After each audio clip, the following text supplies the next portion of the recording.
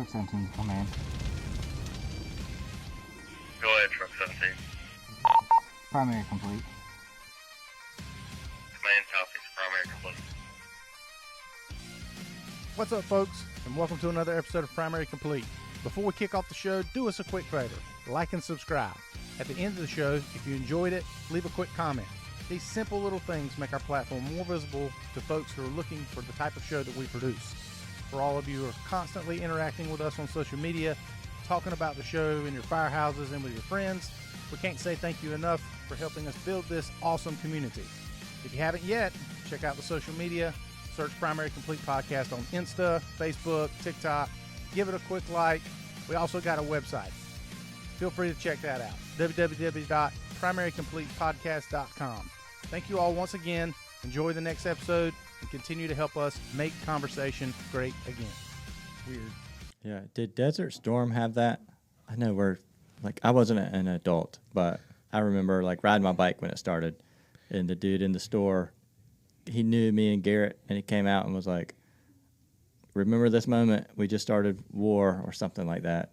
I remember the moment. I don't remember his words exactly, but it did for me, just because I was a kid that was so into the military my whole life. Even when my dad was watching the evening news, if there was somebody with camouflage on, I had to stop and look. You know? Right. So I was big and aware of it, even being a little kid. But I don't think society-wide, I think because everybody thought the Gulf War was going to be something so big, and it turned out to be like that. But that was our first war since Vietnam. So America was like, oh, well, never mind. Well, that wasn't that. And then they moved on. So.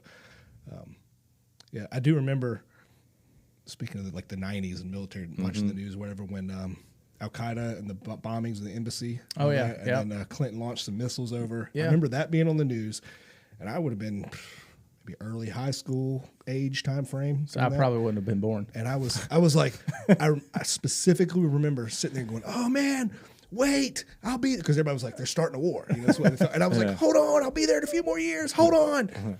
Holy crap, the foreshadowing that ended up being in my career, being in during the 9/11 and all that kind of stuff. I was like, wow, I did make it. yeah, no kidding. It ended up dragging out for quite some time. Yeah. For sure. That's a good little introduction point there, Mr. Andy Owens. Welcome to the show. It's a pleasure to have you on for sure. This is not by any means a 3-2-1. I'm liable to take this and attach it an hour from now. Yeah. So, it's not anything like that. But you were talking about right there, you were mentioning kind of your infatuation with the military. I've often described you, we've been friends for a good while now, and you come up in conversation quite often. You've got quite the reputation when it comes to our What type of conversation? All good. all of them. Yeah. All of them. So, I mean, you've got quite this reputation, quite this rapport with our little ecosystem that we have here in far armpit, eastern North Carolina. The fire service is small down here, and even in law enforcement and military, I describe you often. People ask me if I know Andy Owens, and I'll say, you mean the Swiss Army knife of human beings. And that's kind of what you are, right? I mean, you're the Swiss Army knife. You've done a whole lot of things. You're a very interesting human being. Your life and professional career has led you down a lot of paths, giving you a lot of opportunities, is what I think you would probably describe them as, opportunities. I'd go with you and go with that Swiss Army knife thing. It's a tool that does a lot of things. It's not necessarily the best tool, right? All the things, but it can still do a lot of things. That's kind of the way I'm like, I'm jack of all trades, master of none. That's just one part of that saying, though. There's two parts. There is another part of that saying. It's a jack of all trade is a master of none, but a master of many is better than one, or something like that. There is another part to that everybody leaves out. Yeah, there's something like that. I'll put it in the show notes. I think that company, Black Helmet Apparel, they've got a T-shirt or something like that with the whole jack of all. And I've seen that I need to get that because I feel like that's kind of been my career. That describes me perfectly. What was before fire? Marine Corps. Okay. So I was that kid that went straight out of high school, straight into the Marines. And this was pre 9/11, so peacetime military. I'll never forget, I went in literally the day after my 17th birthday, went in the recruiter's office and said, can you guarantee me infantry? And I remember hitting his table like that. And he looked at me weird like that. This was peacetime military. People were just trying to enlist give me a cushy job so I can get college money. Right. You know, infantry stuff was like what they gave people that couldn't get into, weren't smart enough for the easy jobs or something, you know. And he spent some time trying to talk me into all kind of other jobs. I was like, no, there's only one job. That's it, you know. And then finally he's like, okay, yeah, but you're 17. I got to go talk to your parents. And I remember he came to the house and had this whole like sales pitch ready to go. My parents were like, look, he's been talking about it since he was 4 years old.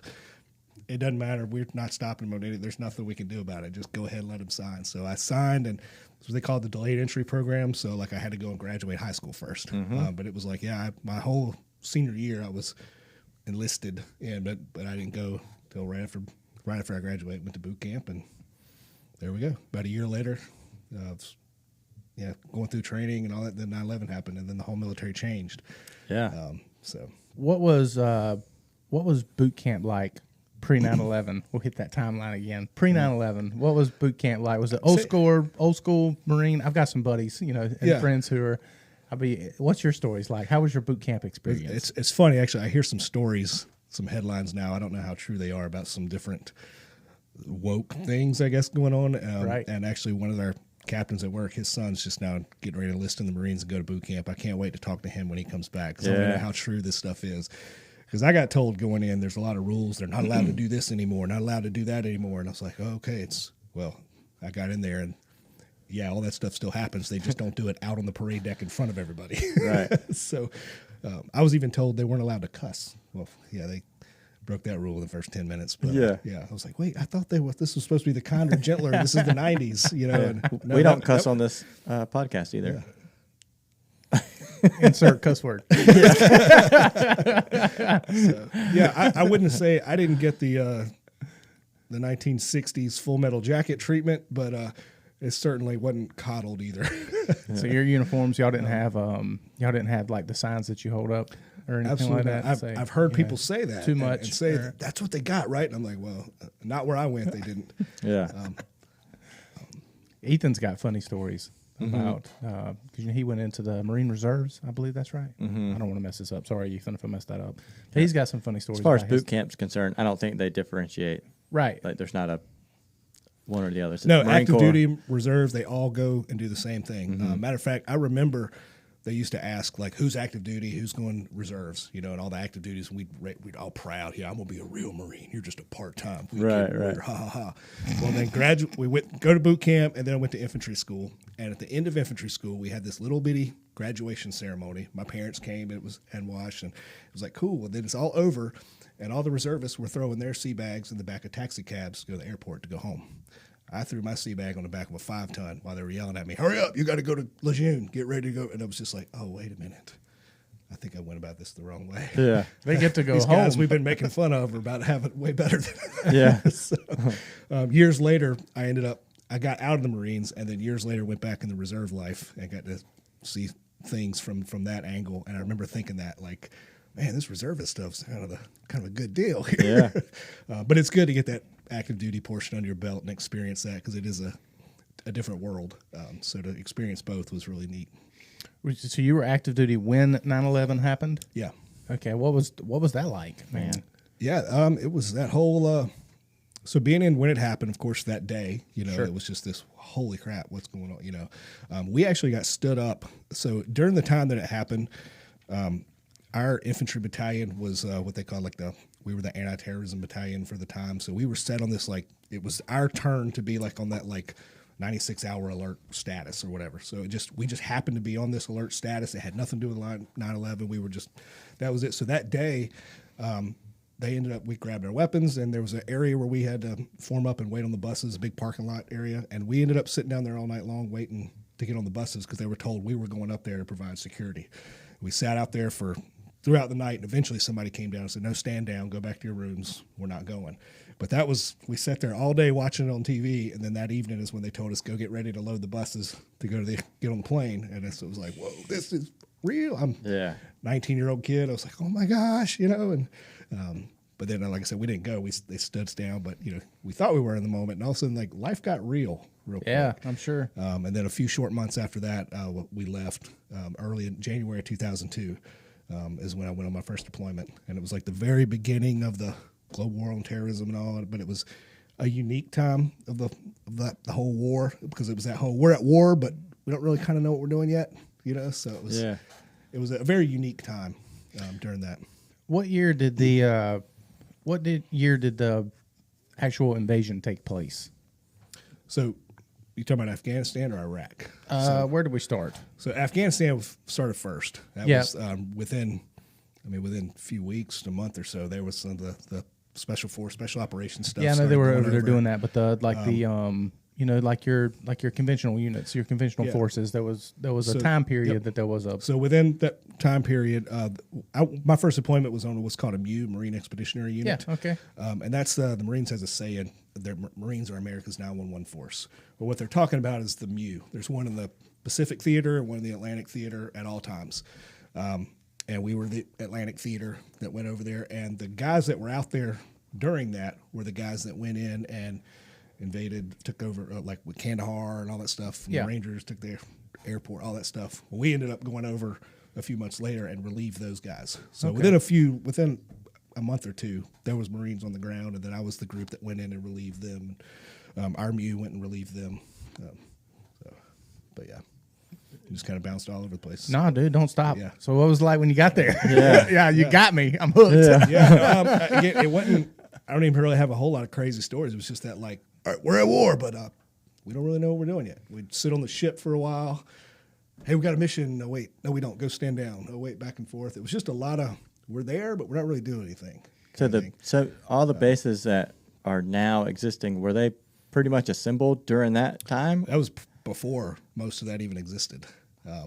So I did that it was about 6 months we were going, and our rotation of it came back. We came back, and then within a very short time period later was when the whole Iraq thing, it was like they started sending people to Kuwait to wait on the war to start there. So then we got sent. I was literally waiting to get off work on a Friday afternoon, and they said, hold on, nobody's going anywhere yet. We're going to have a formation. I'm like, great news. That's never good news. Yeah. It's and sure enough, they said, hey, no one's allowed to leave out of town this weekend because we're packing up. We're leaving Monday morning to go to Kuwait because we might be going to war. So we did that, went and sat near the border of Kuwait and twiddled our thumbs for about a month, and then the whole invasion of Iraq happened. Yeah, that's when I think Nathan was over there. I know he did quite a long time. His first deployment was into Kuwait. He's Army National Guard. Okay. I don't know if you know him, Nathan Fiola. He rode back step on my truck for forever. He's been there for quite a while now, but he's currently EOD. So pretty cool. I know of him. Some other people have told me about him. Yeah, so I know of him. The EOD thing rings a bell. Yeah, he's a super cool dude. Yeah. But he was over there. He did quite a long time in Kuwait, and he said it was a slow process sprinkled with a few exciting moments. So it sounds a whole lot like the modern day fire service, if you think about it, for 99.9% of us. That's you know all what of I my mean? war experience. As far as I say, if they want to make a really, truly realistic war movie, it's going to be about 6-8 hours long, bore you to death with about 10 minutes worth of some really extreme stuff. Just like the fire service. Yeah. Right? You spend a lot of time downtown. Kuwait, that's when I started dipping over there. Oh yeah. I was like the only guy in the platoon that didn't do some form of nicotine, which everybody was like, you're an anomaly. Everybody here smokes or dips. What? Yeah. Well, sitting in the desert, there's nothing else to do. Bored to death. We got mail one day, and one guy got this whole thing of Chips Ahoy cookies, and they were like, Owens, man, we want to see you put a dip in and leave it for 15 minutes. And if you do it, we'll give you 2 whole rows of these cookies. And I'm like, that's looking really good. Bro, 2 rows of cookies? Yeah. They wanted to see me get sick and laugh at me and use me for their entertainment. Well, I get that, we call it formaldehyde. It was like the overseas version of Copenhagen. And I put that thing in. I didn't get sick, but I was high like you wouldn't. Yeah, dude. I remember we were like kicking rocks at each other. And about a week later was when the war started. And where we were at there, near the border, there was a period they started shooting missiles from Iraq over into Kuwait in our area. And it was probably about 10 o'clock that morning. They announced, they're like, we're at war now. We all joked, like, looks exactly the same as it has the last few months. This is what war looks like, right? Well, then this goes, it impacts. And I remember that, when the jet flies over, that real low crackle sound, like I hear that, because I kept thinking this is going to be like the Gulf War. The Air Force is going to go bomb everything. We'll be home in a week, that kind of thing. Right. And I remember hearing it, And I was already thinking, see, told you, the Air Force is going to do it all. And then all of a sudden you hear the boom. I see this fireball out of the corner of my eye, like kind of off, not like real close to me, but it's off in the distance. And my first thought was like, oh my gosh, that jet just crashed. And this was back Saddam thought they were going to use weapons of mass destruction and all that stuff. So they're quickly like gas masks on, all this kind of stuff. And then we put the whole mop suits on, the whole chemical suits, because everything was, they expected it's going to be nerve agent, whatever. And I remember we had these little kits. They call them these little 291 kits. You snap them, a chemical mixes together inside, and it turns a color depending on what chemical is in the air. So we were the security for this whole area we were at, so we had little guard posts out everywhere. So they started having the people that were closest to where these things were impacting start popping their 291 kits. And it's funny, this whole story takes place over like a matter of a minute, but it felt like it was like hours. But the first one comes over the radio. He says, be advised, ours is light blue for nerve agent. And I was like, oh, nerve agent. Oh, shit. Oh, my gosh. Like, that's bad stuff. Is my mask tight enough? Yeah, you're checking. You know, I remember in school they told us there were some things that penetrated our suits, and I was like, "Is this one of them? I don't know." Oh my god! My God. I am freaking out. And I'm not. I'm sitting in like a guard tower. I'm not even watching where I'm just sitting down in it, like, "Oh god, this is. Oh my god." The next guy comes over the radio. Be advised, ours is light blue for nerve agent as well. Oh god! Oh god! Finally. The NBC, like the specialists in this stuff, come over the radio and says, be advised, light blue means it's safe from nerve agent. It was like, oh God. Yeah, cool. I knew it. I knew that. Oh my God. But so of course, you know, this is, I'm thinking this is it. And I remember my buddy I was with, he starts going, man, I got to calm down. I need a dip. And I was just like, wait a minute. I felt really good last week when I had that. I need that. So, man, I dipped for a long time because of that moment. Dang. Sheesh. Yeah. So how long was the active military duty career? How long did that stretch out? Total, about 5 years, the total thing. Got out and became a fireman. Within a very short time period, started with county fire. I like how you just took that and said, I got out and became a fireman.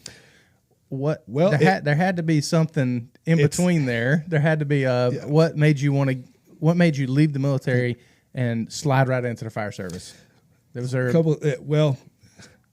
made me leave the military ultimately was just I got in with the group of wrong people.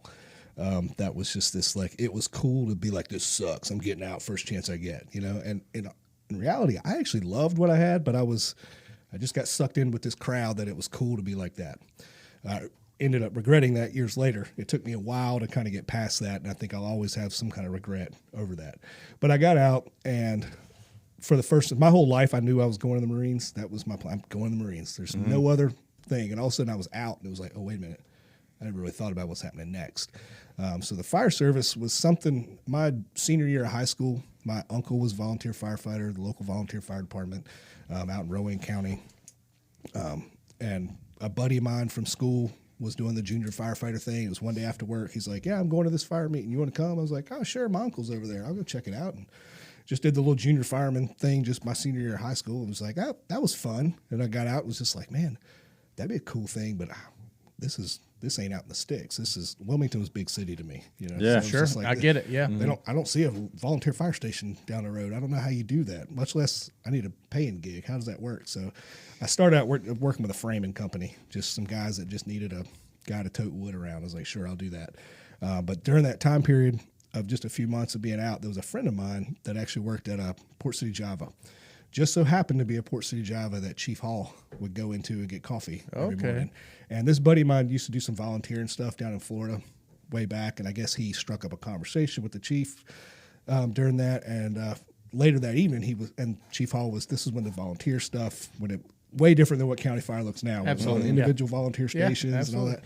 that. But he was telling him, like, you ought to come check us out, come volunteer for us, blah, blah. And my buddy wasn't really into it, but he was just talking about it. And I'm like, that's a thing? Like, dude, tell my name. Like, I want to do that, but I don't even know how you're supposed to start. And he did. I'm not kidding you. Like, within like a very short time period later, I got a phone call from County Fire saying, come down here and talk to us.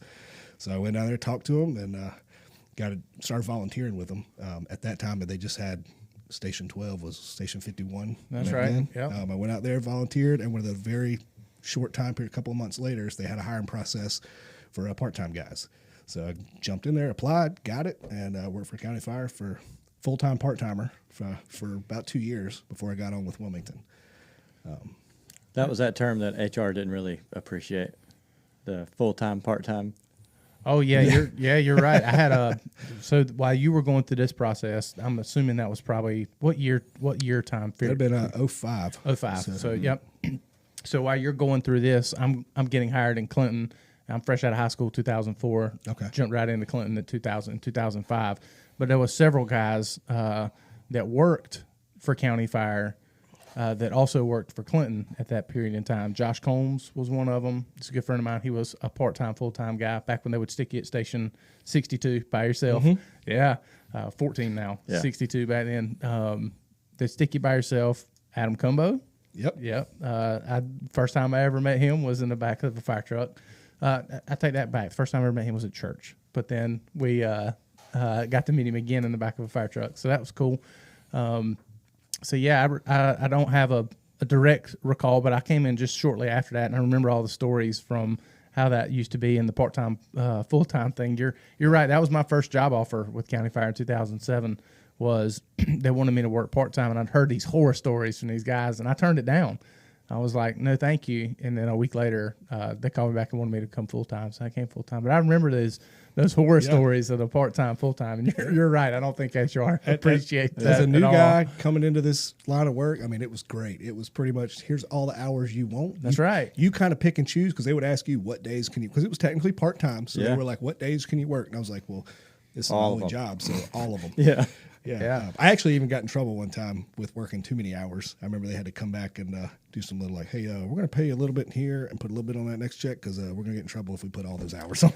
But I was Damn. young, You single were working, guy. son. Yeah. You know, That's funny. The when I first started, we were still in the 24-48 cycle, but those 2 days off, there was a period for probably 8 months there where myself, Courtney Pageant, Captain Pageant, and there might have been one or two more, but we literally worked for like 6 to 8 months, almost every single day because you could.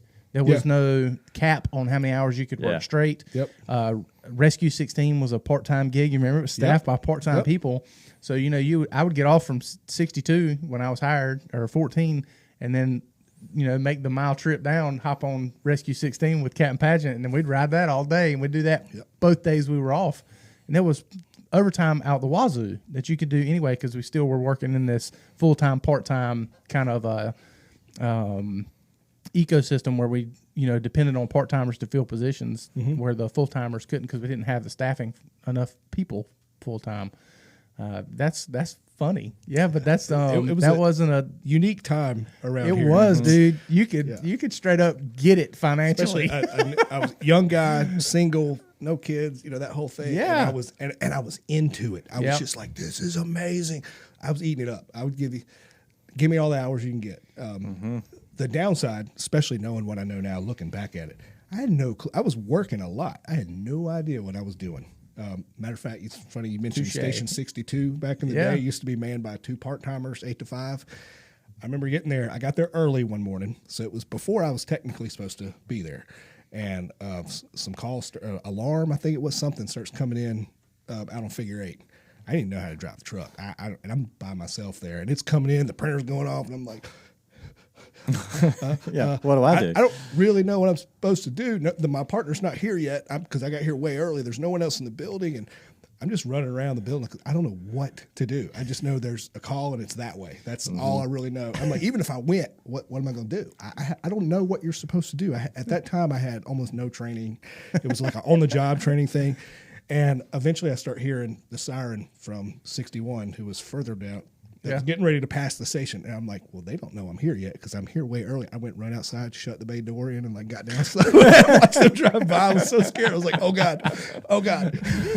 I don't know what I'm supposed to do. It was that Joe Dirt moment. I'm new. I don't know what to do.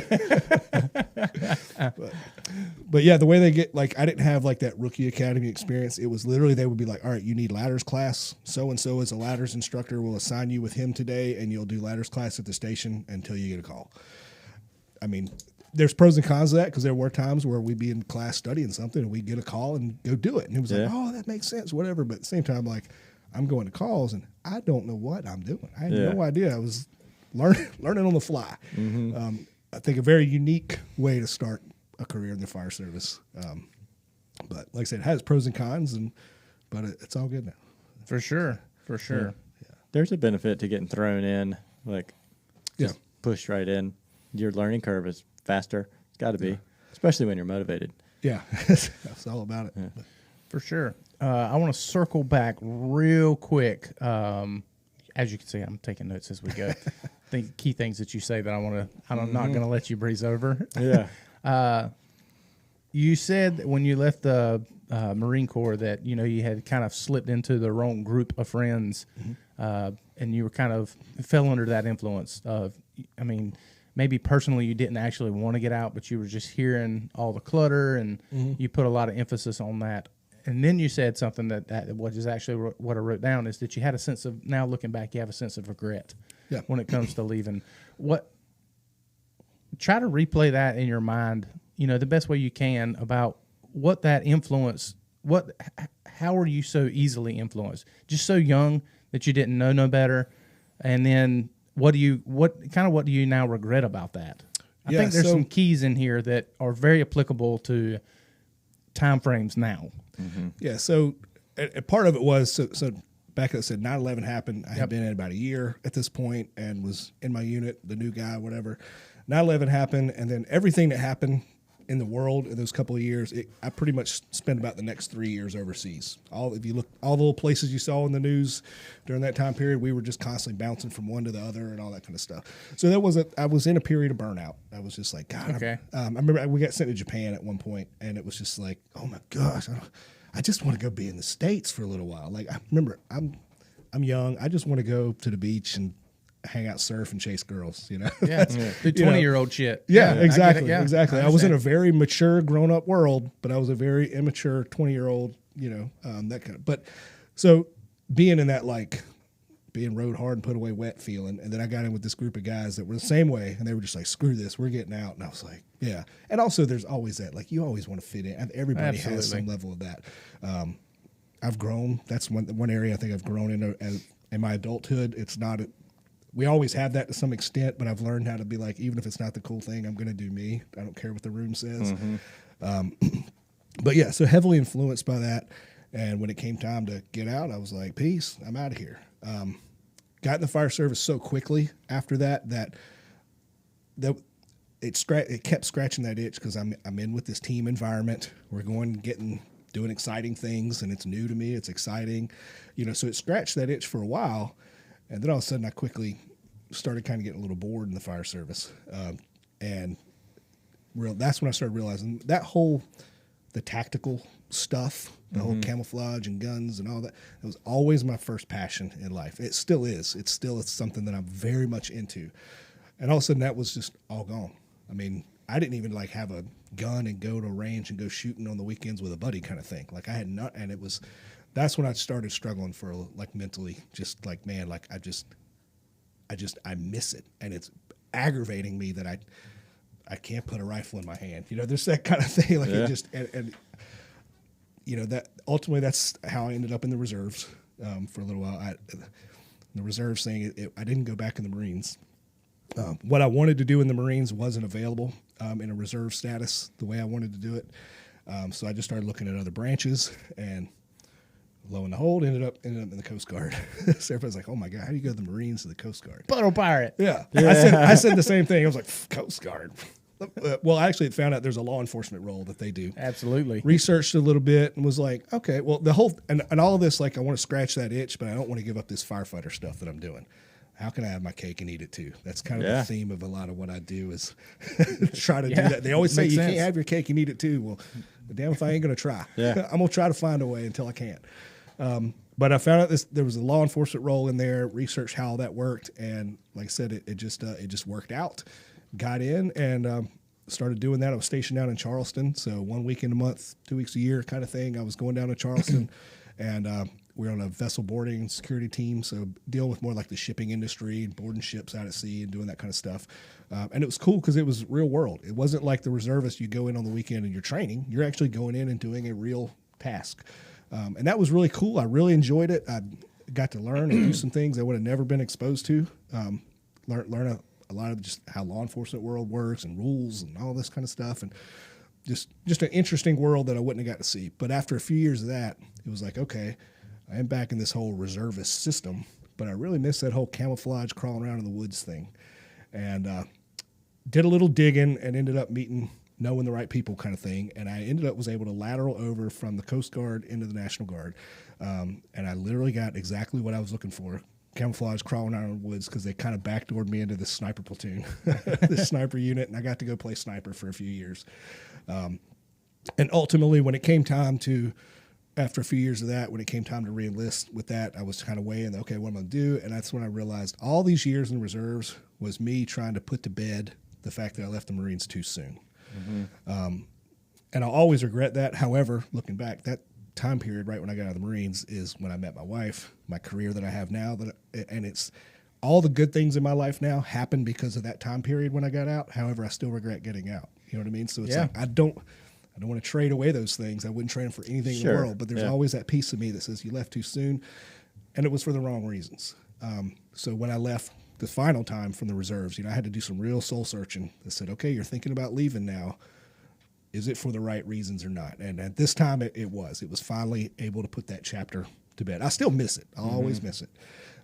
But it was, I left now for the right reasons. I scratched my itch. I kind of put that to bed. And around that same time is when I started getting involved in a lot of the things in the fire department that I'm involved in now. Prior to all this, I was just a guy that went in the mornings, did my shift, and went home. I didn't really do all the extricurricular activities. Right. Now I wear a lot of hats, do a lot of things. Yeah, Swiss Army knife. So, yeah. Did the Coast Guard recognize the boot camp from the Marine Corps, or did you have to do another? Yeah, so I didn't have to go through boot camp. I literally just went straight in. The only thing, I had to go to Cape May, New Jersey, which is where their boot camp is. And I had to do 3 weeks. It was a fairly new program at the time. It was called Depot. It stood for Direct Entry Petty Officer Training. So I was coming straight in as Petty Officer, third class, blah, blah.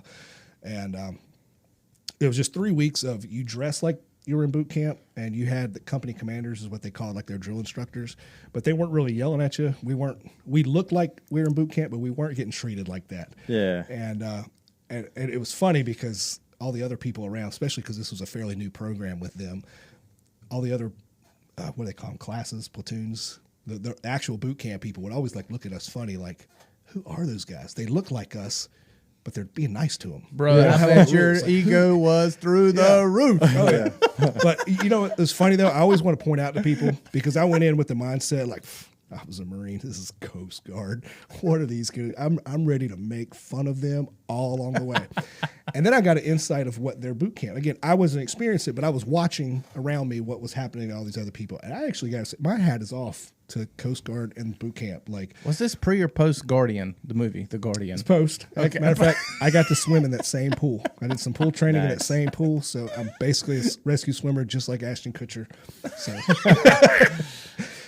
But yeah, those kids, they went about it a different way, but those kids were under the same mental stress that I was in boot camp, and that's what I was actually impressed with. I was like, man, wow, Yeah, yeah. So yeah, the water's always is, I call water and heights the great equalizers. You can say you're not afraid of either one of those two things, but they never lie. Yeah, I can't tell you how many people that I've been around or been, asked to take up in the ladder truck or whatever. We're on a platform, 105 platform. So, hey, let's give this county commissioner a ride, or hey, this news person so they can take a picture of this new school that's been built, or whatever. And you'll ask, are you afraid of heights? And they'll say no. And then you get 30 feet off the ground, you notice them starting to shimmy a little closer and closer to the corner. Yeah. And then it's no longer two hands on the camera. It's one hand on the camera, one hand on the side of the bucket. And then by the time you actually get any significant height, whatever, 80 feet or whatnot, and they're like, okay, this is good. And we're like, oh, well, I mean, we're not there yet. We're not there. This elevator hasn't reached the top. And they're like, I can get what I need to get from here. And then, it's just watching people. And water's the same way. And when it does get to the top, it bounces. Yeah. And then water's the same way, with being a water rescue instructor, water it's a great equalizer. It doesn't matter if you're what you would describe as in shape, out of shape. It doesn't matter. It's just comfortability is all it is. and you can think you're a great swimmer until you get in the water and you're not in control anymore. It's fun. That's an interesting way. I've always commended the Coast Guard, obviously since the Guardian, because nobody knew the Coast Guard existed before the Guardian. Right. Yeah. Thank you, Kevin Costner, for your contribution to society. But nobody knew it existed. But I've always had a respect for the Coast Guard and the shit that I would assume they have to go through in boot camp. Let me add on that. Since you're building them up, I'm gonna bust them back down. Yes, right. do it. After I just built them up, Yes. I'm gonna kick them again. So in that 3 weeks, we had to do all the same tasks that those kids in boot camp would have had to have accomplished. We had to go through, and a lot of it was just learning just the Coast Guard way of doing things. I call it more of a strict seminar type environment. Okay. That's all it was really. We had a yes sir, no sir, but that was about it. We were just in class, really. Well, we did their pool portion, and it was not even a fraction of what I did at Parris Island in Marine boot camp. And I remember asking one of the company commanders about that. Was just like, I'm shocked. Like, as a Marine, I spent way more time in boot camp in the pool doing stuff. I thought that's the Coast Guard's thing, is water. And he was like, yeah, you'd be surprised, right? He said, but the Coast Guard's whole thing is to try to not get in the water. Unless you're the rescue swimmer, like the aviation survival technician guys, the helicopter guys. Yeah. Unless you're him, you're not supposed to be in the water. Yeah. So they actually do less in the water than what every kid in Marine boot camp does. So Yeah, that's I was surprised at that. Yeah, the same. I guess the same kind of mindset that we take with the task force. We do all this training in the water and all that, but the gist is to try to accomplish the mission without ever getting anybody wet. Yeah. The idea is to use all these things we have to not put anybody in the water. So that makes sense. Yeah. I suppose. Quick question. When it comes to recruitment, and this is just a sidebar, but when it comes to recruitment in the fire service, just taking off of what your experience was, do you think the military and folks retiring out of the military is an untapped market for us? Yeah. I've talked to that. A pool of folks that are, just like you said, you filled the void of what you missed with the Marine Corps with being in the firehouse, this whole grab ass and, just having fun around the boys and whatnot. I've mentioned that before when we have different, we've had HR people or chiefs, they come by the station sometimes, they ask, when that comes up. I know they do job fairs up at military bases all the time. They actually, what a lot of people don't realize, when you leave the military, you have to go through this whole program that's supposed to teach you how to function in civilian life, how to get a job, how to write a resume. It's all focused on, and it's required. Everybody has to sit through those classes before they're allowed to walk out the door. And I'm like, that's a whole process right there that you could come in and talk to every single person who's leaving the military at whatever the closest base to where you work at or whatever, has to sit through this whole what's next. And I don't know what's a better recruiting time to come in and talk to people, because it's a group of people that typically are the types of people we're looking for. They work in a team, learn how to work in stressful environments, stuff like that. And they're sitting right there. And I think back, there's a guy I know right now in a Wilmington Fire Department, flash backwards a few years prior to him being in, there was a guy this guy was in the Navy before. And we were actually downtown here walking to go to a meeting, and I was with another guy who was prior Navy guy, and we're walking down the street, and this pickup truck pulls up, and he's like, "Oh, hey!" And he goes and he says something to the guy through the window. We leave, and he's like, "Oh yeah, I used to work with that guy. We're in the Navy together." Blah blah. They go on about their way. Well, a few years later, that guy in the pickup truck is applied and now works for us. And when he asked, he said, "I remember that day I saw that guy was a guy I used to serve with." And I was like, "Oh, what are you doing now?" "I'm a firefighter now at Wilmington Fire Department." He was like, "Oh, I didn't even know that was a thing. I didn't know you could and now we got he's one of our really good dudes that we got now with Wilmington, so this is one of those, how did he not know? We should be in there recruiting those guys, more guys like that. American Fire Service is it's the best kept secret. Yeah. To the whole general public. Yeah. And even a guy like me coming out of the military, I knew it was a thing, but I know it's not the job that you just walk in and say, "Can I get an application?" And that's all I knew about it, and was just like, if it hadn't been for that guy that happened to be working a Port City job, I met Chief Hall, struck up a conversation. Who knows where I'd have ended up? But But yeah, I brought that up to some of our people. We need to be. That's a great place to go and recruit. Yeah, I've often thought that military force people or military folks getting out, that are still plenty young. They did whatever they did there 4, 8, whatever, however many years they did, but they're looking to continue a professional life after that, and then high school and college kids. It just seems like a a market that we just, for some reason, we're scared to get into. You know, we're scared to, sure, we go show up on career day. Maybe. Do we? I know Wilmington does a lot better than Hanover when it comes to career days and that sort of thing. But it's who's going to the college? Who's going to our local university? UNCW. I mean, it's a nationally recognized facility for all kinds of things. Sports, they got some top-notch sports folks there. Yeah, we've got a guy that I work with that's got a college athletics background, and he's often approached the same thing. He said, most of these people, college athletes, are not going to go on to do that sport. A after vast college. majority. That's a another huge great majority. demographic to be recruiting. Yeah, from, why are we not in that? You've heard me harp about this. I'm sure you're over there about to go to sleep. Listen to me talk to it about it. But it's like, why do we not have people? Why do we not have some sort of presence there where it's like, hey, I can't imagine. I'm just thinking about all the athletic coaches I've had, in my past, and all the people that I know now. If I were to approach them and say, hey, can I get 5 minutes with your team before y'all go out and practice on Thursday? Are they going to say no?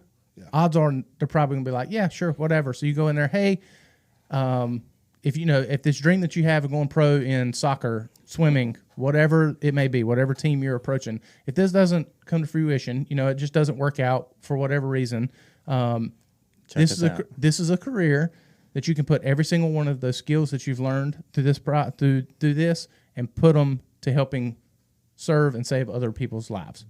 So I'm going to leave you my business card, and if it's something you're more interested in, feel free to reach out and give me a call. Yeah. Boom. If we were better at recruiting and then better at hiring, Nick Morris, right? I love Nick Morris is actually my. Sorry, I'm thinking I was about to say another Nick Buckner.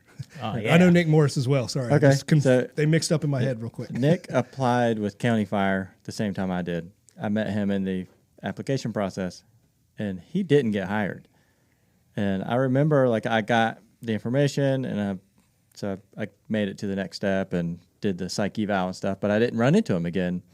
And I couldn't believe, they picked me over this guy. He's a stud, you know what I mean? And so we need to fix the recruiting, but also the hiring. I don't know what measuring tape they're using, but sometimes it's fucked up. I don't understand where they get their measuring tape from. If we could fix those two things, the fire service would get back to that, a line of people can't wait to get in. If they knew that it existed. I'm going to say something. Somebody listening out there may not agree with this. I don't know. This God, is I hope so. I hope so, yeah. This is going to get kind of so. controversial. Yeah. So standards and the ability to uphold that standard. Mm-hmm. Why are Navy SEALs, Special Forces, why are they so great? Because they set a really high standard, and they say, okay, you can come be a part of us if you can meet this standard, and if you don't, go away. Yeah. And they don't care. There's no you have to let certain amount of this or that or whatever. They said, no, the standard is this, period. Yeah. And then you meet that standard, and then they get to do cool things. So people just see them go, that's cool things. I want to go do it. Okay, but you have to meet the standard. We're not allowed to turn people away like what they are. You know what I mean? Could you imagine if every rookie class looked like a Buds class where man, we had 50 dudes start and 2 graduated. That's typical of our rookie class. Could you imagine? There's no way. I mean, yeah. And honestly, what more fair way to do it? It's just, here's the mark. Yeah. Get over it and then welcome. Yeah. Yeah. That would be beautiful. That's Granted, they got a big recruiting pool going into those schools and stuff. It's a little bit different than us in the civilian market. So you do have to separate the military as a different world. But I think the general thing is just Yeah, but it seems like my counter to that is you have the separation is it seems like when it comes to the administration and when it comes to the kind of modeling, it's like the general idea is they want the fire service to be a paramilitary organization. How many times have you heard that little catchphrase that it's, we're a paramilitary organization. Just look at our rank structure. Look at how this, and this chain of command. You got a gripe, it goes here, it goes here, it goes here, it goes here, and then so forth. And then so they want to put these boundaries up around things that are convenient to make us a paramilitary organization. But when it comes to recruiting, it's like, well, maybe we should bend a little bit, or maybe the old standard or the way we used to do things, maybe we have to tailor that a little bit now to the generation or whatever. Nathan, he went out for Special Forces. He went out for that, and he made it well into the program. He was well in and had a catastrophic incident in an obstacle course and fell off the rope at way up there. Immediately dislocated his shoulder. I don't know if I'm supposed to say this, but I am. Immediately dislocated his shoulder. Was a bit unconscious for a second, but came to and attempted to play it off to the best of his ability. He was balls deep with a thumb in his mouth into this process, and he didn't care. But one of the instructor cadre pulled him to the side and was like, "Hey, not only me, but basically everybody saw that. Yeah. How are you?" And he was like, "Good to go, good to go." And he was like, "Okay, I need you to go to med bay or whatever it is. Go see the physician." And he went to the physician, and the physician was like, "Okay, so you fell, cool. You got knocked unconscious. None of that's a big deal. Don't really care about any of that. Raise your right arm." And he raised his right arm, and he got it up above his head and all that, but his eye shuddered a little bit, and the doctor was like, "Did that hurt?" And he was like, "No." And he was like, "It hurt. You're done." Damn. And it was just like that. So the instructor cadre came to him, and they were like, "Man, you were killing it. There's absolutely no hard feelings. No hard feelings. It is what it is, but you're eliminated from the process." Just like that. And then I've listened to several podcasts with other people who went through similar training, Navy SEALs, Special Forces, the whole 9 yards, and it's always like that. The instructor cadre is not, they're not mad at you, or they don't yell at you for failing. It's like, it is what it is. Here is the standard. You just simply didn't meet it. Yeah. You're not what we're looking for. And it's not, there's no need to be ugly about it. There's no need to do anything. It's just, you didn't meet the standard. Yeah. Yeah. Try again if you want. Yeah. Or I highly encourage you to try again, but this time you just didn't make it. Yeah. So how amazing would it be, if it was just like that? And it doesn't have to stop with recruiting. It can be current job standards. That seems to be I've got a list of notes over here with things that I wanted to talk about that maybe we get to, maybe we don't, but it's almost like, you pass the standards to get in, you do this 5-year hump where it's, you're all in, you're into the job's into you, you're digging it, you're hanging out with these people, and then you get to this 10-year mark or whatever. Everybody's tenure can come at a different time. I'm just using the mindset, time as a mindset there. And it's like, you get stuck in these things that these past achievements. You built this reputation to being this badass dude based on what you've done in the past, and then you just kind of sit in this puddle of what you have done and not what you're doing anymore. Well, I think that's the difference when you talk to a lot of those guys that have gone through those programs and been in those career fields. What a lot of them will tell you is like the easiest part is getting in, which Right. most people look at, that's the hardest thing. You got to go the Hell Week or whatever it is, and all this kind of stuff. But those guys, it's a group of people. They do a good job at picking the right people, because it seems to always be the same mindset of, it doesn't matter what you did yesterday, it's what you're going to do. And that's the mindset of all of them, because they can boot you just as quick as you got there, and I think that's another thing. How many guys have you seen? They're gung-ho in the beginning, doing well, and then for whatever reason, at some point in their career path, they just grew stagnant and they don't do anything else, and you're stuck with them. Yeah, guilty. You know what I mean? I'm not one to look past myself here. I found myself in these holes. Yeah, through same this here. career. Yeah, I found myself in these predicaments where it's like, it's, I don't even know if it's a new officer or new just tempo of the department or whatever it may be, but I don't know, or it's my my own mindset or whatever, but you just get stagnant. It's like nothing's new, nothing's fun. I'm not stimulated anymore. I've learned all there is to learn about this particular thing, and until something comes out or something new comes out, there's nothing else to learn right now, and that's sad, but I'm guilty. Yeah, we all are to some extent, but it's a matter of recognizing it and, oh man, I don't want to. I'm falling in that trap. I need to fix it, versus just staying in it. I think is the key. Yeah, these developments of standards and ability to uphold them, I think it could play a good part. But then it's, how do you implement that when it comes to the 99% of the fire service? We're not these giant metropolitan cities. You know, that doesn't make up the majority of the fire service. It's little departments like ours, like our own. So, I mean, that's what makes up the majority of the United States Fire Service is these little departments all over the place. We're not all FDNYs. We're not all, San Diego's and Phoenix's and Nevadas. And, I mean, even Nevada for that, I mean, they're not even that giant. But, so how does the department create a standard and then hold people to it without going into a massive failure into, losing people? Man, if I had the answer to that, I'd be selling CDs and charging people. I'd have a Hawaiian shirt and a bunch of videos. Well played, sir. That was a good one. Making a lot of money. Very good. That was very good. That was very good. Very good. But I think that's us firemen. We're quick at recognizing a problem. Yeah. I think we're quick at recognizing a problem and then somehow coming up with our own solution that may or may not work. So, yeah. There's a story of God. This will be controversial.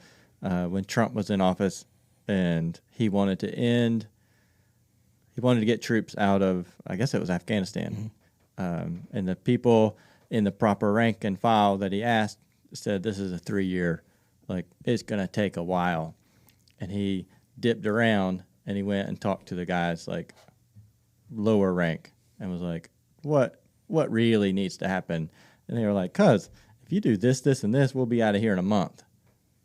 Yeah. So their perspective's a big thing, depending on where you're sitting.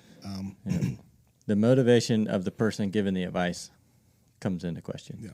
Yeah. I think, the same thing in our line of work here. You're talking about the dude in the street. Yeah. A lot of times, if you ask and really think about that, they're going to have a lot of good insight because they're the ones that's going to affect. These decisions are going to affect. There's a lot of good things that look good on paper, but then you in the street are the ones feeling the weight of that, whether it's a good decision or a bad decision, and that's something I actually recently had a conversation with somebody about. We were talking about some decisions and things in our department, and it's based on the data. The data shows this and that. We were talking about the different things that the data can't show, and it was like, that's the strain that I feel on my back out in the street. There's no data to really show that. You know what I mean? And that goes into a lot of different avenues or whatever. But there's a lot to be said. Talking to that guy with boots on the ground kind of guy.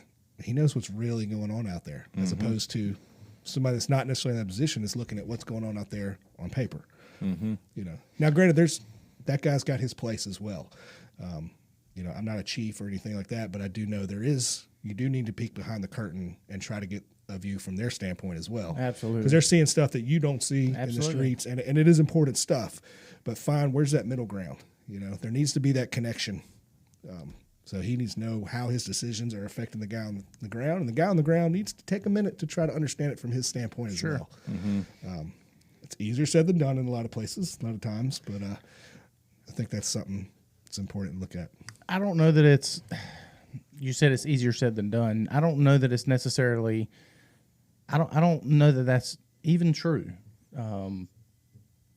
I've expressed to you earlier about the conversations that me and my quiet time has now turned into mine and Red's time.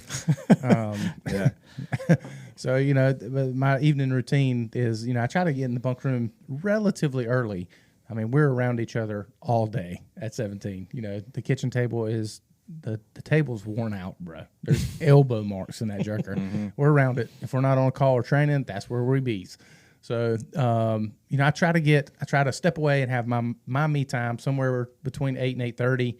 I can call my wife, tell my kids goodnight, all that good stuff. And then I try to read or research or whatever I'm trying to do. But that's since turned into my good friend Red coming in to the bunk room and shutting the door. And then we get into these conversations that I wish sometimes could be recorded as well. But we get into these conversations that might take an hour, might take 15 minutes, might take 2 hours. Who knows? But we've discussed that. Recently. That we like to say that it's easier said than done, and we like to think that these conversations can't be had. The majority of our departments are not that big, and if you have five or 10 or 20 line staff personnel that have the exact same concern. Their concerns all align to essentially mean the same thing. That's worth addressing. I mean, that's whether it's 1%, 5%, 10%, 20% of your department, it's a percent. So that should warrant a conversation. And that part's easy. I mean, Yeah, it's just a conversation. it's just a conversation. Should be. It should be, right? Yeah. You could say you don't have time. Well, I mean, I'm there for 24 hours.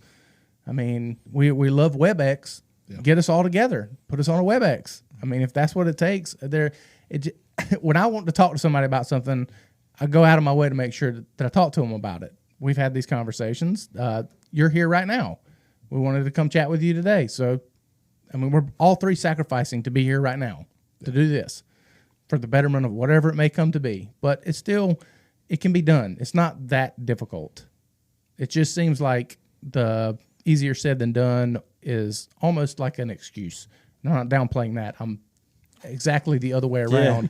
I'm expressing the fact that I think that that's almost a cop-out. It's almost too easy of an excuse.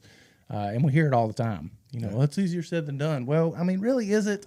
Is it really, though? I think there's a human nature element that says to give audience is to release a little bit. Like you're acknowledging something just by giving the audience. So it's protected. Like that's human nature. It doesn't make anybody a bad person.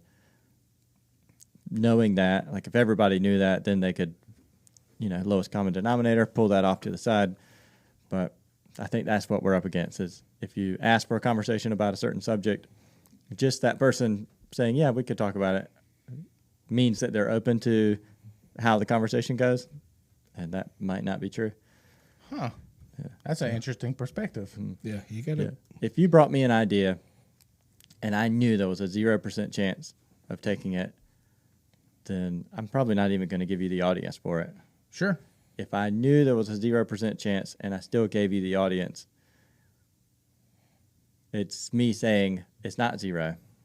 It might be 1, might be a little bit, but I'm giving you the chance. And that's honorable on me, but that's why it doesn't happen. That's my opinion. I think that's why it doesn't happen, because it's opening yourself up to hearing some information and then having to ignore it, choosing to ignore it. Choosing to ignore, yeah. Yeah. That's very interesting. You've had a lot of different supervisors, I guess, throughout this whirlwind of line of career, the Swiss Army knife career that you've had. Different military branches and stuff like that. What are some of the greatest examples? You don't have to say people. You can say an instance, or you can say just an example of what are some of the greatest leadership examples that you can think of off the top of your head? See, it was funny. Traits, even. You know what I mean? We could list traits, and I could tell you a story about this great leader. I have had some great leaders in my day. Honestly, when I really think back and look back, the ones that I learned the most from were the shitty ones, and it sucked every time you're under a one that's not good for whatever reason. It was a not good environment or place to be in. But then further down the road, I look back at it and go, "Wow, I actually learned a lot about how not to be." As opposed to you look at all these leadership trainings and tell you, this is the traits of a good leader. Do this, do this, do this. I'm looking back at it. The guys that sucked, I learned the reasons why they sucked and said, I'm never going to be like that. I'll try to figure out these good leadership traits, but as long as I at least don't do that. Yeah. I had a company officer one time that I'm not going to say whatever, but it was super nice dude, but people called him an empty uniform. And it was just that. And it was so frustrating during the time. However, it made me step out. I had to look for things that I wasn't supposed to be doing because that was the job. And I look back and I actually learned a lot about the job because of that during that time. Now, it sucked. Yeah. But down the road, I learned a lot from it. Like forced growth. Yeah. Yeah. I can sit here and tell stories all day long about good ones and bad ones. Sure. But at the end of the day, that's the moral of that story is, as much as it sucked to go through bad leadership, I learned a ton through it. Yeah, I don't disagree at all. Yeah. It's human nature to pay attention to more negativity than it is positivity. Yeah. So I guess when you're surrounded by somebody who you don't necessarily look up to and learn, it's easy to pick up those traits that you don't necessarily want to portray in the future. Yeah. It makes a lot of sense. If you'll notice on the TV right here, I've got a cool little thing that I found, and it kind of resonated a lot with me. And I'll put this on the other camera in the actual show. But it says, "I'm not afraid of an army of lions led by a sheep. I'm afraid of an army of sheep led by a lion." And that was by Alexander the Great himself. I guess the reason it resonated with me so much is who's our sheep and who's our lions nowadays in the fire service. Just in our own personal, departments here, who do we feel? And does always, we can say a lot around this actual quote, but we had a conversation the other day and we mentioned, water boils from the bottom. Mm-hmm. And, you had mentioned that saying made a lot of sense to you. And so, and it's kind of like this right here. The lion doesn't necessarily have to be, the leader of the pride per se. It doesn't have to be the leader of the bunch. That's how everybody attributes lions.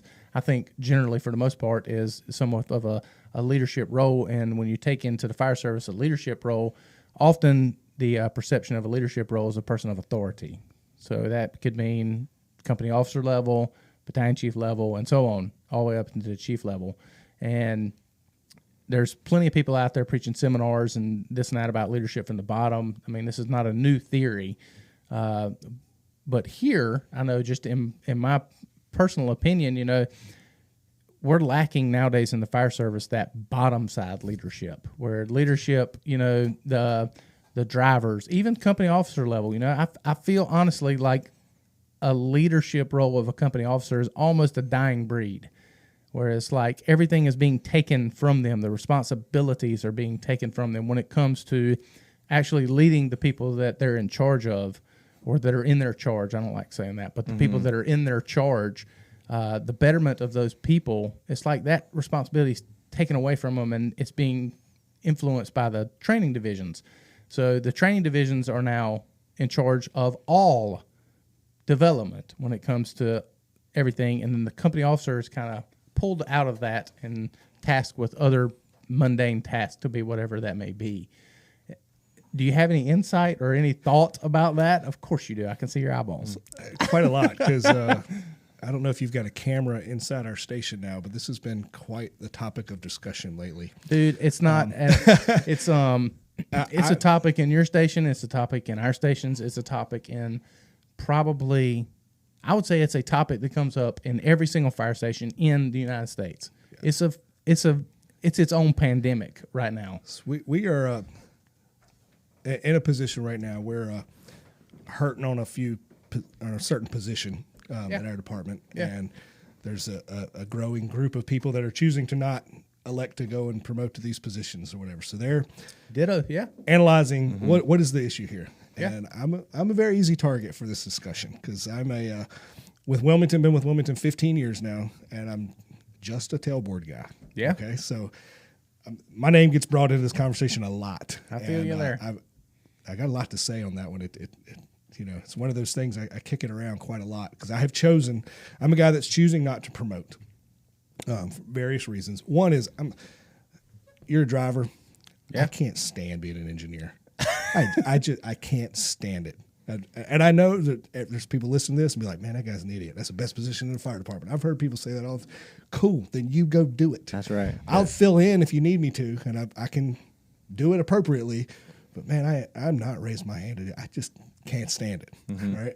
But with that, though, I'm not choosing to promote out of laziness. And I have seen that a lot throughout my time in the fire service. There's guys that choose not to promote just out of just laziness. Oh, this job's fun. Being a tailboard, just do whatever. Have no responsibility, whatever. So I've gone out of my way to really try to take on a lot of other responsibilities that are not required by a tailboard guy's rank in our department. I do a lot of training, teaching and stuff nowadays throughout our department, and just got my fingers in a lot of things through that. And really, it's my way of saying that the Wilmington Fire Department has given me a lot in the last 15 years. They have let me do a lot of really cool extracurricular things that they didn't have to let me do, and I've had a blast at it. And when you promote, that's you taking on more responsibility for your agency, right? Well, at some point, I may not be putting it on my collar, but I'm still trying my best to take on a lot more responsibility that a lot of other just tailboard guys aren't doing.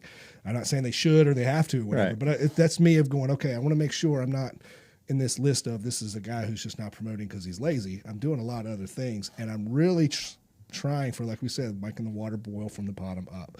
I really think there's something to that. When I say senior man, I'm not talking about you're senior just because you've been on the payroll longer than somebody else. I mean, like really bringing something to the table. I'm a long ways from that, being that guy, but I would really love. I'm not going to say I'm never going to promote because I don't know 10 years down the road what I'm going to want to. I do a lot of things now that 10 years ago I would have said, no way, I'll never do that. Mm-hmm. But at this stage right now, my career path that I'm looking at right now, and I know there's probably people out there listening to this, they're thinking I'm crazy. And if you guys think I'm crazy, please tell me, because let's make this a therapy session. If I'm going down the wrong path, tell me. But I would love to see when I retire, there's a culture and people can look back, and I want administration, one, to be able to look down and go, wow, we can. These aren't just the little privates down here. Mm-hmm. Guys are able to take on responsibility. Just because they don't have something on their collar doesn't mean they can't have responsibility. And I would also love for those guys down the tailboard ranks to go, oh, I need to be bringing something to the table. All right. It doesn't necessarily have to be a promotion all the time. Those are needed. We need people to promote. I'm not telling anybody follow my career path and all that. But I want the lower ranking people to take on more responsibility, and I want admin to see that they are capable of that. Something I learned in the Marine Corps that I didn't realize I learned until years later, and especially being in other branches and seeing different cultures. Each branch has its own culture, and I had no idea how unique the Marine Corps was until being in other branches. But the Marine Corps puts a really heavy emphasis on what they call small unit leadership. You are taught from day one, if you're the senior man in the room, you better be making the decisions, and you're going to be in more trouble for not making a decision than if you made the wrong decision. That's just a culture that is preached from day one. You could be you've been in for 2 years, and I've been in for 2 years and 1 month. Well, I guess I've got to make a decision right now. I don't think we really preach a lot of that culture. It's like you just sit down and shut up, and until you have something on your collar, then you'll make a decision. Right. I saw when I got into other branches, especially through the National Guard, the Army stuff. I'm going to pick on the Army for a minute. There was this culture of, I just noticed real quickly, nobody could make a decision. It was always like, hey, I need that, even from small things to big things. They're like, well, let me go ask the next rank. Let me go ask the next rank. Let me go ask the next rank. And I was like, what? That sounds way familiar. I was going to say that. Right? Does that not sound like things that go on in our fire service? Right? Yes, absolutely. Where, now granted, there's certain things that there's a chain of command there for a reason, and there's course. certain decisions at certain levels. But just that culture of that you don't have to be the captain. If the captain's not in the room, make a decision. If it's the wrong one, your captain can talk to you about it later, your battalion chief, whatever. I've seen that play out just around the fire station things, and even on the fire ground. Just being able to, hey, make a call, do something. Let's, hey, so, and I think there's a value, at least to me, there is. Now, granted, my department right now, it's like, but yeah, cool, Andy, that's cool. We agree, that's a good thing, right, but we need this over here, and that's where there's the debate and talk about those things. But let me ask you a question: if there was a track in your department in Wilmington that could lead you to be a company officer and bypass the engineer position because you don't have any desire to be an engineer, which is totally feasible, right? Yeah. I mean, if there was a track that allowed you to bypass that and become a company officer without being an engineer, is that something that you would be interested in? A pretty good chance of that. I'm not going to say definitely, but that's the other thing too. It's just like I have zero desire to be an engineer. And I've been in charge of people. I wasn't a captain in the fire service, but through the military, I've been in charge. Sure. So I understand like that leadership role, and I'm lukewarm about that. As far as from a captain's perspective, I really like that, like leading from that ground up. I really enjoy that. Just being in that position, being the guy that can do that. I'm not saying I'm working on it. I want to be that guy someday. And good chance I would pursue something like that. if it existed, at least in our area. I know Yeah. it does other places. Sure, yeah. But to anybody listening, I'm not discrediting that engineer position. We need people to promote. Please, Yeah. please. Absolutely. I need all of you guys to do it so that I can stay a tailboard guy. Absolutely. But I don't mean that. And it's one of those I tell people, like, I don't necessarily recommend my career path to anybody, but it's what makes me happy and it's what I'm going to pursue. Well, I mean, in our little armpit of the world down here, you know, we got all three positions represented right here. I mean, Steve's a captain, you're a tailboard, and I'm an engineer. So we have all three positions on our 3-man apparatus represented. And you two can't do your jobs on the fireground unless I get you there. Mm-hmm. And you can't do your job unless I do my job as an engineer. And that takes a want, and that takes a different type of individual, right? You don't have any desire to do my job. That doesn't mean that you should be shoehorned into staying down here when you can do his job and you can lead, but you don't have to know. You just have to have the ability to have confidence in your engineer, just like you do your firefighter, right? You know, your engineer. I feel like a competent captain should not have to question what his engineer is doing, unless it calls for that. Right. Right. I mean, it's not a micromanaged position, and I feel like it's almost become that. Like our fire service is made the company officer kind of become this micromanager of every position underneath of him, where it's like you can't be a captain if you can't pump the truck, and you can't be a captain if you can't do firefighter roles. And I don't know that that's true necessarily, right? Yeah. I don't know that that's true. It's a completely different set of skills. No, I say like Understanding, skipping. possibly. We talk about the idea if it were possible to skip the engineer position to go to captain. Now, I'm not saying I don't like being an engineer. I haven't been an engineer, but I've drive and pumped fires. Absolutely. I've done that. I've been in that relief driver role. You do need to have a certain level of understanding. You need to have spent some time in that seat. You know, and I've never been an engineer, but I have spent an awful lot of time over 15 years. Not every day because I'm just a relief driver. Right. I wrote out a position one time for a handful of months as the acting that guy, and I almost feel like that kind of sealed the deal for me because I was like, I can't stand this position. I knew I didn't like it. Now I really know I do not like this position at all. It's part of it. When you show up on scene, you're not dressed, so you kind of feel like you're behind everybody else. Like you didn't get the same opportunity to be geared up and make the grab. You can't be dressed. See, I ride the rescue. And, okay. So with the rescue, every scene we go to, it's not like the driver's going to stand there and pump. So we're used to the drivers get dressed, whatever. Mm-hmm. Same thing I think with a truck company. Truck company should get dressed too. I see guys a lot of times. Why do you think I'm not trying to go nowhere? I see guys, and I like to challenge anybody out there listening. If you're on a truck company or rescue company and you're the driver, there's no reason you shouldn't be dressed getting on that truck. But I see people. Throwing on an air pack doesn't take. They're so used to, like we do. I'm driving the engine. I'm most likely pumping whatever. I don't throw on all my turnout gear or whatever. It just becomes a habit. You don't even think about it. Absolutely. I'd like anybody out there listening. If you're on a truck company or a rescue, whatever, I challenge you. You need to be dressed before that vehicle rolls out, just like everybody else. Mm-hmm. So, and in the same ready token, to work. That way, you show up, you're ready to work because you know that you're not going to stand there at a pump panel. Right. So go get off the truck, ready to work. And I know some diehard engineers that would much rather their meat and potatoes they get off on pulling levers and making water go where they tell it to go. Cool. I and go to doing sleep it doing that perfectly and do it perfectly. But they get off on that more than they do the work that has to be done, the dirty work. Yep. I mean, putting fires out, making grabs. Cool. They think that stuff's awesome. Good for you guys. And I love those guys. I would much rather work these calculations in my brain right here, standing here, than anything else. And that's awesome. And they should be allowed to do that. And in order for their career to progress, they should still be able to progress their career in that position. Yeah.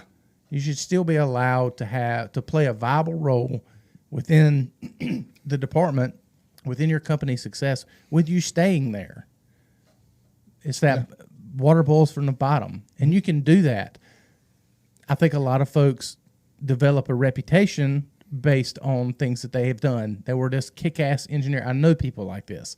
They became this kick-ass engineer, this kick-ass firefighter, this kick-ass captain. They built this reputation, and then they just stop. Their forward progression stops, and they almost revel in what I used to do, my reputation, and not what they're continuing to do, and they almost just die.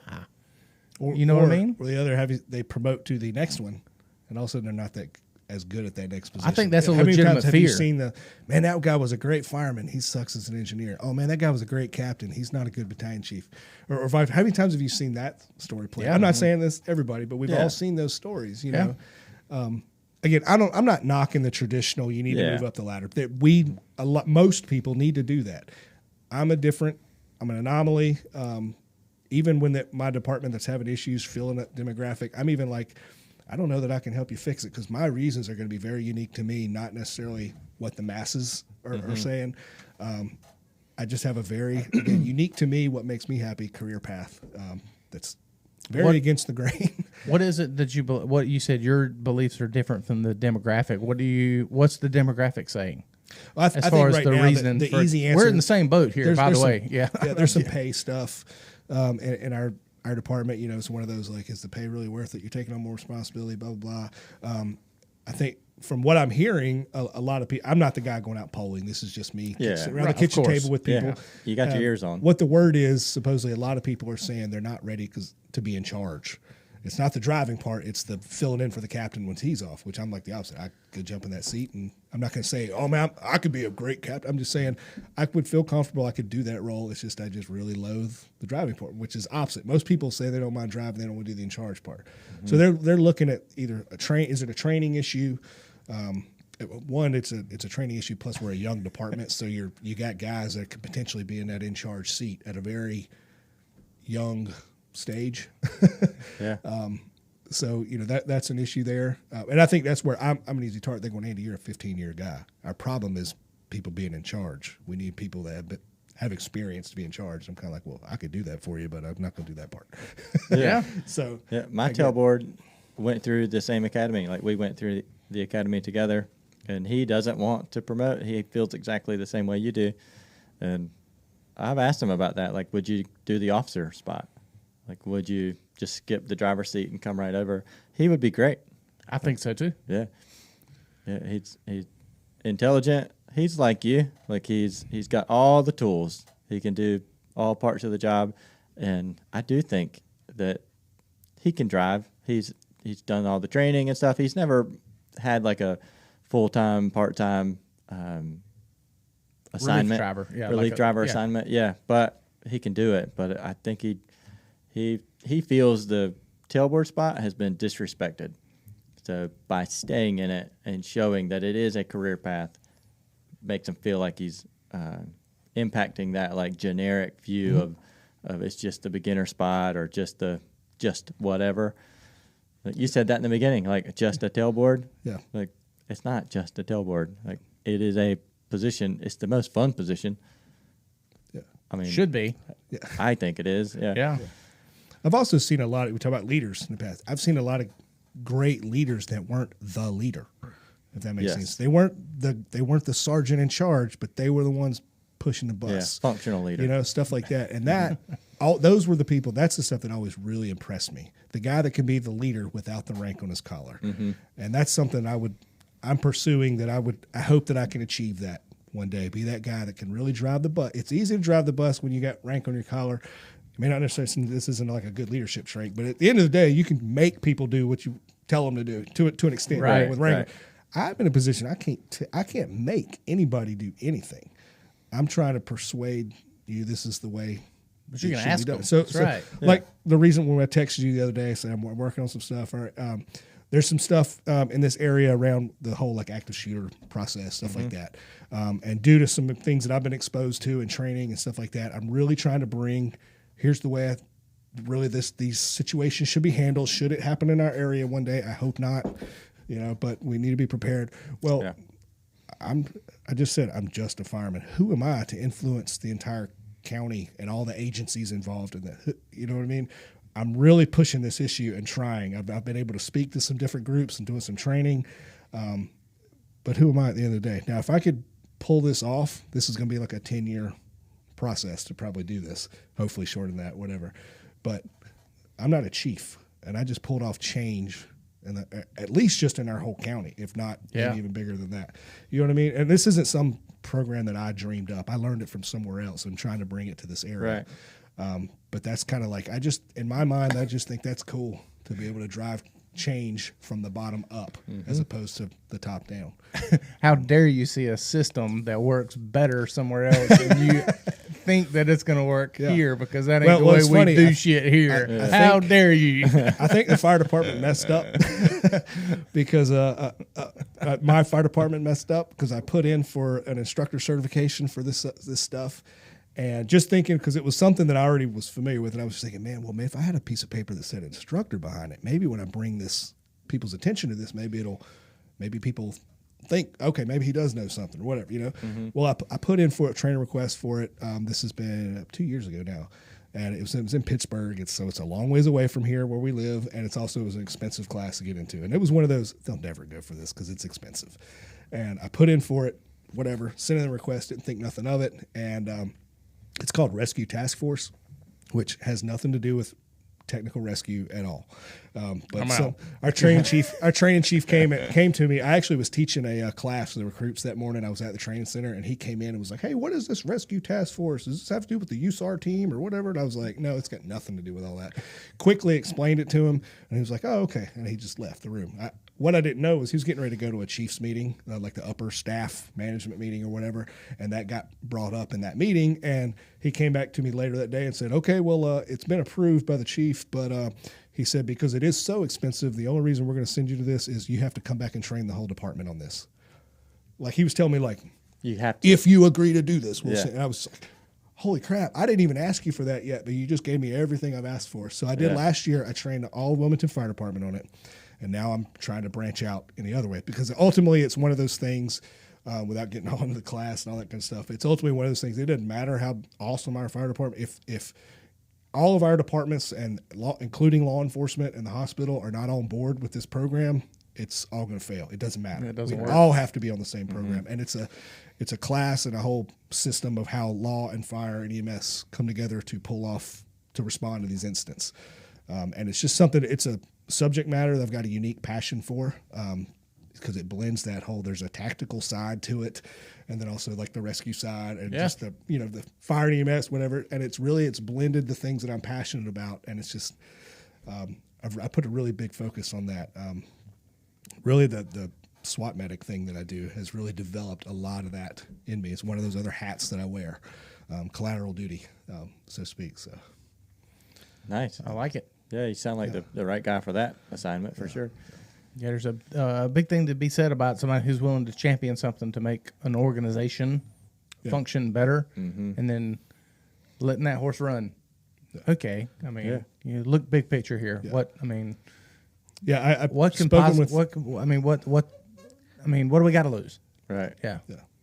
So we'll see. If you see me come to your department to offer a class, then you'll know I'm being successful in this. So All right. I'm gonna make fun of you the whole time you're teaching. Absolutely. But yeah, it's just bringing all our agencies together. But really, so I mentioned, you guys know me, whatever, the SWAT medic thing. I've done that for the last 11 years. A collateral duty, go with the police department, their SWAT team as the medic. That sounds so bad. For that team.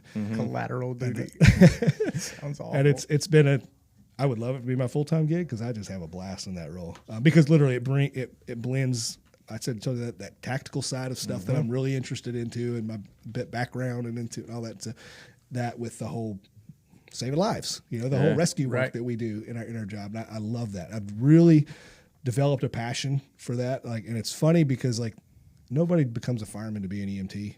That's just, I came here to kick down doors. I did the EMT just because I kind of had to be able to do that. I did the exact same thing. And I'm still, that's not my favorite part of the job, the EMT stuff. But that role, when I first started it, it was like, well, okay, sure. If I have to be the medic to be able to come and be involved in this world, that's what I'll do. Well, as that role has evolved over the last 11 years and I've been into it, now that's my favorite. If you told me I could choose any position on the team, that's the position I would choose. And I've grown to love. I love the whole medicine in bad places kind of thing.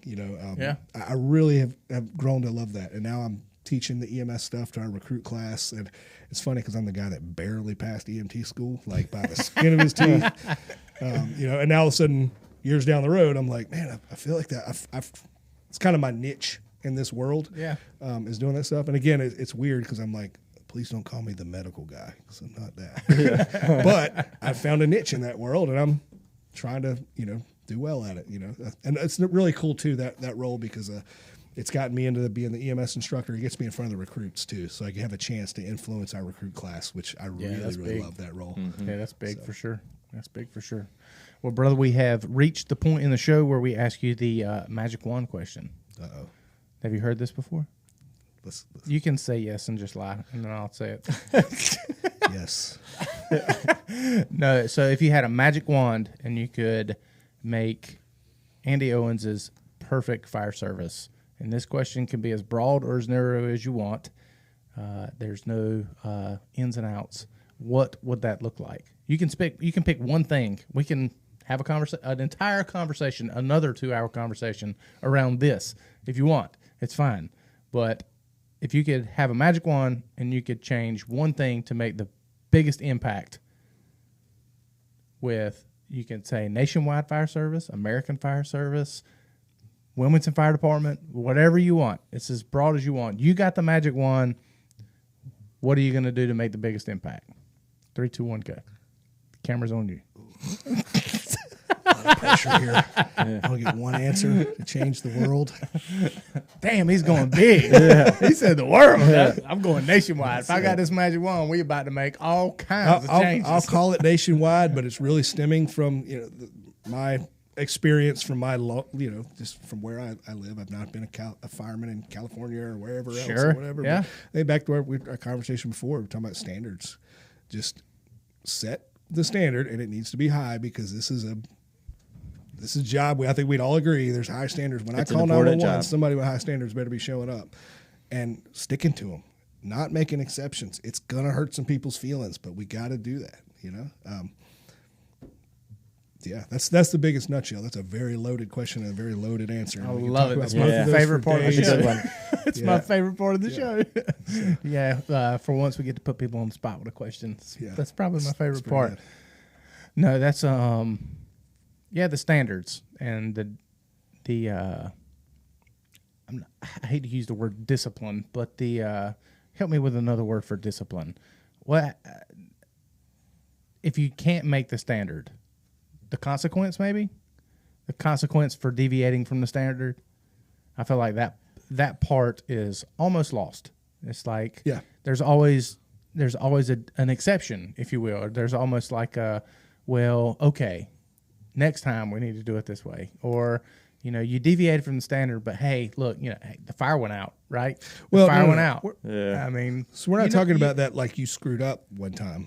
We're talking about like there needs to be parameters like in training. You have to be able to meet these certain standards. Right. Now, we're all going to go out there and make mistakes. I don't care. Oh, yeah, for sure. It's just an easy example. Navy SEALs make mistakes. Sure. There's probably some SEAL out there listening that, no, we don't. As he fixes his hair. Yeah. But yeah, I'm not talking about like people can make mistakes. Absolutely. That's but not what I was you know saying. it is Yeah. in training, or we've all seen somebody in training that is struggling the whole time and they get pushed through as well. I use the North Carolina Breathing Equipment School, Firefighter Surviving School there.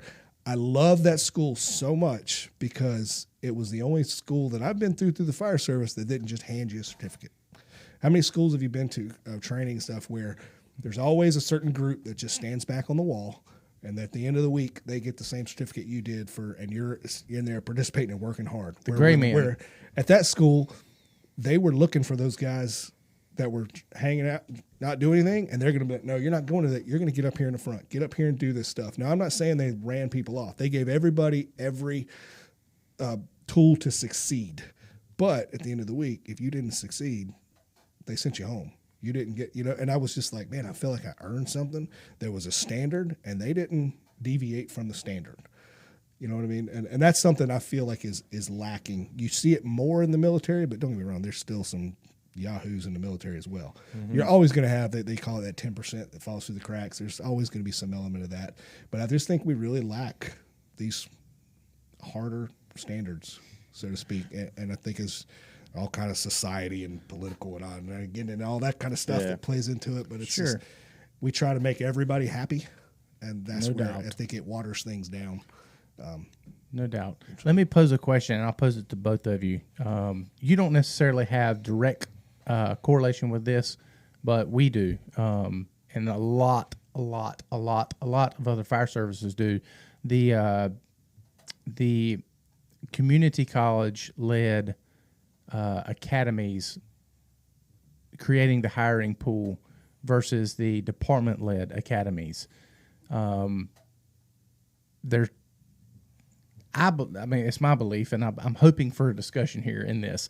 My belief is the kind of the school academies detached from the department-led academies is plaguing our service because it's plaguing what you just mentioned. Our standard is the department has a standard, and then the school has a different standard, and then those two don't get the opportunity to meet until we have hired from this pool that has come from the school, and so then we're kind of shoehorned into we have to accept, otherwise we don't have anybody. Yeah, you see what I'm saying? Yeah, Does that make sense? That's I mean that's very much the situation that we're in, and I've heard this on other fire related podcasts as well, and other discussions at seminars and whatnot. But it's something that's happening everywhere. It's not just here, because it's almost convenient. It's it's too convenient. It's really convenient. I don't have to put time, money, effort into running a recruit academy as a department leader. Now as a department head, I can put that on my community college. They're happy because now they've created this program in their community. Yeah. But so what? I mean, like I said, I'm hoping to create a discussion with this, but just going off of what you're saying with the standards, the department has a standard and they're trying to set it, and then we have this another group of folks that we're hiring from that aren't even aware of a standard that we have to hold, and then they get put on your apparatus, and you're thinking, in the back of your mind that they are aware of this standard, and they have no idea. Yeah.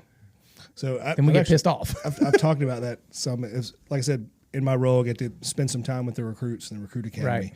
Right. And what I'm seeing in our department, a positive thing because of our recruit academy, I would say the particular culture that the standards, but it goes along with the culture that we preach in our recruit academy.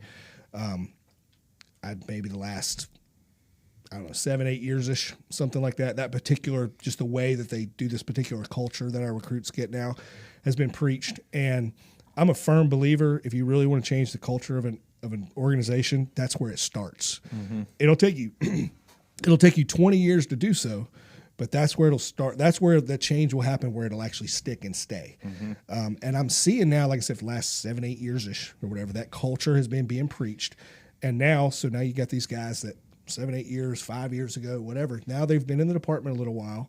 There's a few of them are starting to promote up, things like that. And I'm now seeing the culture that gets preached in our rookie school, I'm seeing it spread more and more in our department. Now, I'm not saying we got a long ways to go as far as the overall culture and stuff like that. But I see so much right now positive culture changes in our department than I ever had previous. I tell people all the time, I wish I could go back 15 years ago and show you a snapshot of what it looked like then compared to now. Because, I agree, we all can sit around and talk about we got a long ways to go. We got still things that need work on, but we're way better from where we were. And I credit a lot of that, not all, but a lot of that is from that culture they got preached in our recruit school. Guys coming up in this environment, and then they're taught, okay, that's the way it's supposed to be.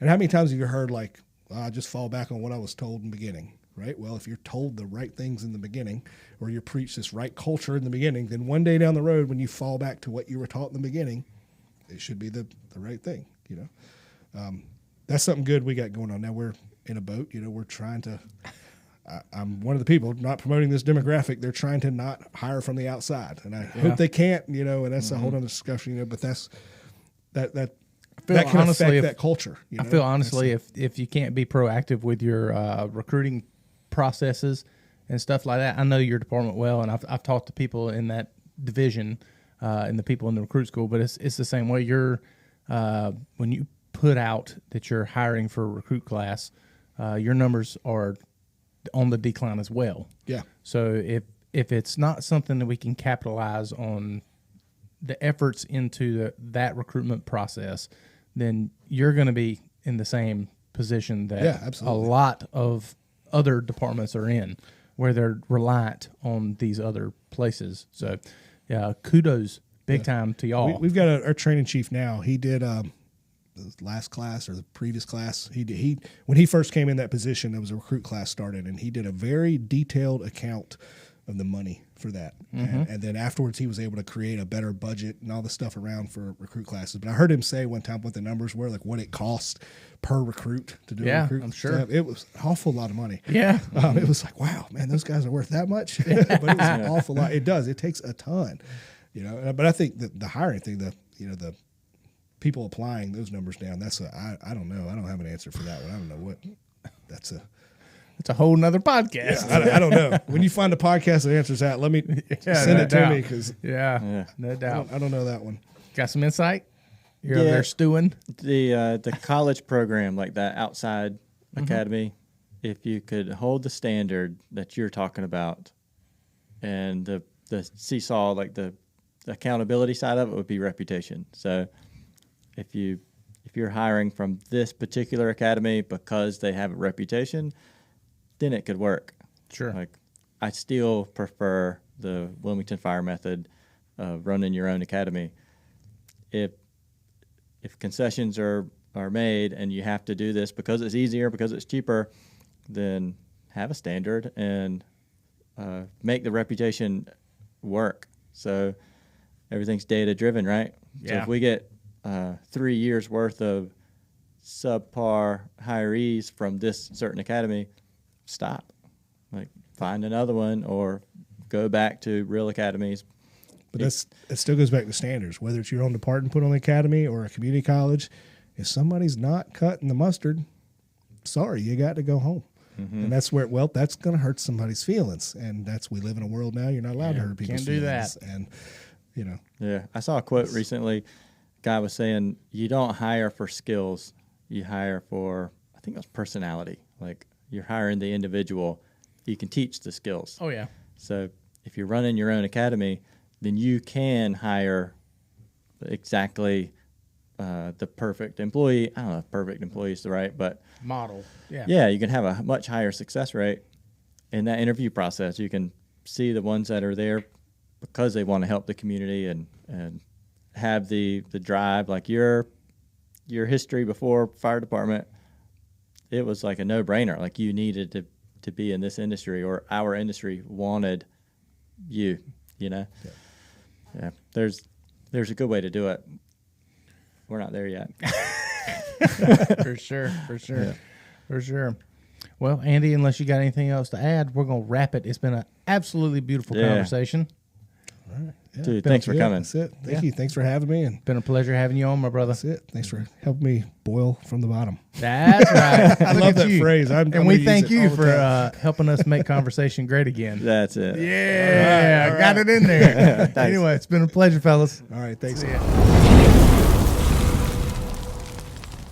I hope you enjoyed that episode. Do us a favor, slide over to iTunes or Spotify or YouTube. Leave a 5-star review and leave a comment. If you want to support further, share it with somebody. Ask them to like, subscribe, and share it with their friends. If they can benefit from it, we need to spread it out. The more you like and comment, the more visible we are on all these platforms when people are just searching Firefighter Podcast. It'll come up Primary Complete a little bit quicker, and they won't have to dig quite so far to find us. We really appreciate that. Visit the website. It's a pretty good site. It's got all kinds of fun links and stuff. You can also find the shows there on the website as well, and that's www.primarycompletepodcast.com.